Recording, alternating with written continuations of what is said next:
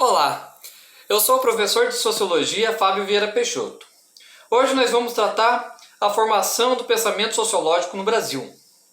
Essa aula é dada ao aluno do primeiro ano do ensino médio, mas geralmente é no primeiro ano que o aluno tem o contato com a sociologia, melhor dizendo. Veremos aqui como se deu a origem da sociologia desde a sua formação até os dias atuais aqui no Brasil. Veremos também os principais autores brasileiros da sociologia, veremos as principais obras e o contexto social em que os autores viveram e que as obras foram escritas. O professor Ottaviani separou a sociologia no Brasil em 3 fases, em 3 gerações, em 3 períodos. Eu vou tratar aqui sobre os 2 primeiros períodos, o período inicial e o intermediário. O Ottaviani escreveu a terceira fase, que é a fase contemporânea. E é uma fase que mais tem autores da sociologia, onde está o próprio Ottaviani, o próprio Florestan Fernandes, o próprio ex-presidente Fernando Henrique, o Darcy Ribeiro. E eu vou trabalhar esses autores com mais calma futuramente. A primeira fase que Ottaviani descreve, ela inicia de 1880 a 1930. Ela é uma fase onde não tinha o estudo da sociologia, não tinha os sociólogos propriamente ditos no Brasil. A sociologia não estava na universidade nesse período. Então ela foi descrita principalmente por escritores da literatura e por juristas, por advogados e tal, que pensaram num problema sociológico aqui no Brasil. Os autores que eu selecionei aqui para trazer hoje, um deles é o Monteiro Lobato, muito conhecido, muito famoso, com certeza vários alunos já teve esse contato. Monteiro Lobato ele viveu de 1882 a 1948, ou seja, estava dentro desse período, e ele escreveu a obra Urupês em 1918.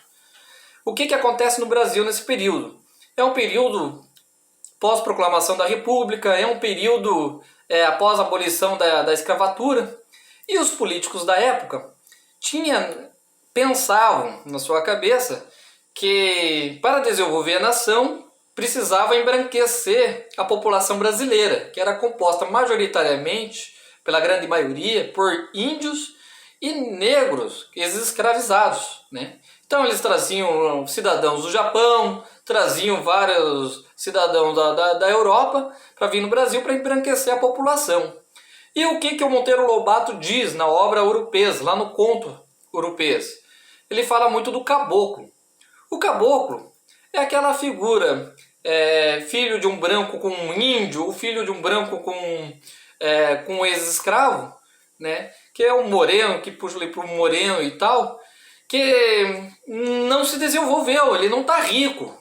Ele apenas está um pouco mais branco do que a geração anterior.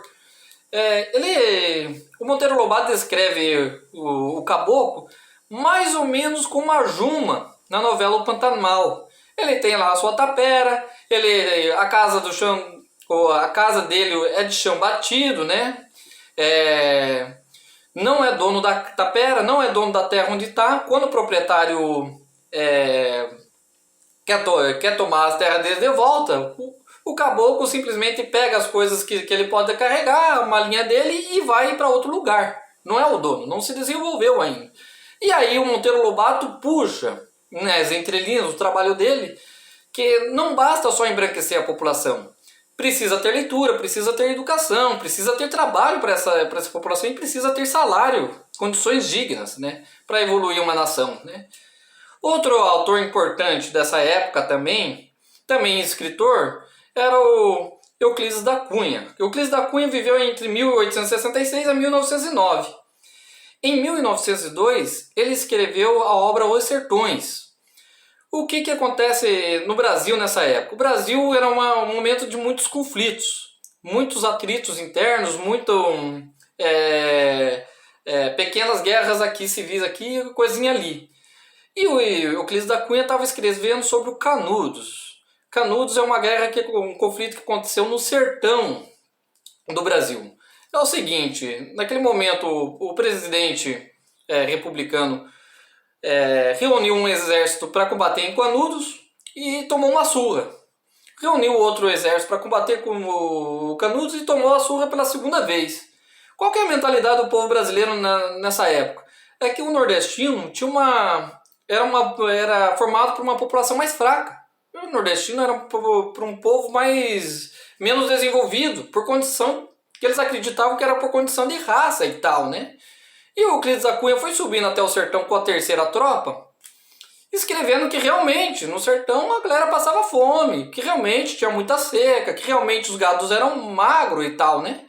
Mas quando chegou em Belo Monte, e Euclides da Cunha conta com alguns detalhes sobre isso, que a população não era assim fraca em Belo Monte. Comparado com o restante do Nordeste, Belo Monte era uma população que estava se desenvolvendo. Comparado com o restante do Nordeste, Belo Monte era composto por pessoas fortes. Inclusive, pessoas inteligentes, conheciam a geografia da região e era por isso que estava dando várias surras no exército brasileiro por 2 vezes, né? E aí, ele, além de relatar, também relata que Belo Monte foi dizimado. Relata que ali foi um massacre, não foi uma guerra, não foi um conflito de igual para igual, foi realmente um massacre que aconteceu ali.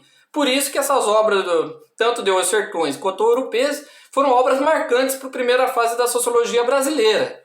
A segunda fase da sociologia brasileira é a fase intermediária. É a fase onde já começa os trabalhos sociológicos mais com os métodos da sociologia científica mesmo. É onde começa os sociólogos de cátedra. Eles não eram formados propriamente em sociologia, mas ganharam certificados de sociologia pelos trabalhos que eles fizeram. Ele foi de 1930 a 1940, é uma fase intermediária. E nessa fase eu selecionei 3 autores. O Gilberto Freire, que viveu de 1900 a 1987, escreveu o Casagrande Senzala, em 1933. O Gilberto Freire ele relata nesse trabalho a relação entre escravos e o proprietário dos escravos. Ele relata muito ali o social e desigual, né? É social porque eles convivem, apesar dos atritos, ele tem um convívio, funciona essa sociedade, e desigual porque era muito desigual a relação do proprietário pro escravo. Aí na pobreza era muito nítida. Ainda a diferença de vida entre os dois era muito grande, mas funcionava essa sociedade. E a obra dele é uma obra bem escrita, bem relatada sobre esse foco científico, sobre esse assunto. Outro autor que ia falar é o Sérgio Buarque de Holanda. Viveu em 1902 a 1982 e escreveu o livro Raízes do Brasil. A Raízes do Brasil, o Sérgio Buarque de Holanda pega como que a sociedade brasileira se formou para chegar naquele momento. Ele compara em alguns momentos com a sociedade americana. Aqui no Brasil, colonizado por portugueses, e nos Estados Unidos, colonizado por ingleses. Ele comenta no seu livro um pouco sobre os traços das religiões, que aqui foi colonizado por religião católica e lá pela religião mais protestante. Ele pega alguns outros traços para traçar o perfil do povo brasileiro nessa época. Por isso que essa obra também é marcante para a sociologia brasileira. Outra obra importante, o outro autor importante, é o Caio Prado Júnior, viveu de 1907 a 1990. E ele escreveu em 1942 A Formação do Brasil Contemporâneo, uma das obras mais marcantes, mais importantes, principalmente para descrever a economia brasileira. Ele traz as relações mercantilistas, ele traça a relação de mercado do Brasil. E ali, essa obra, ele consegue pela primeira vez formar da forma sociológica como o Brasil se desenvolveu, como o Brasil comercializou por bastantes períodos até aqui. Eram esses 3 períodos. Acabou? Eram esses 3 períodos que a gente está falando aqui, que a gente estava citando. E eu gostaria de perguntar aí, vocês gostaram? Gostariam de ver mais alguns autores? Gostariam de ver mais alguns assuntos sobre essa ótica?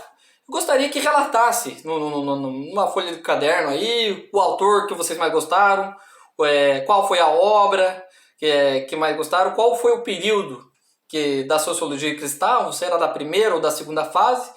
E lembrando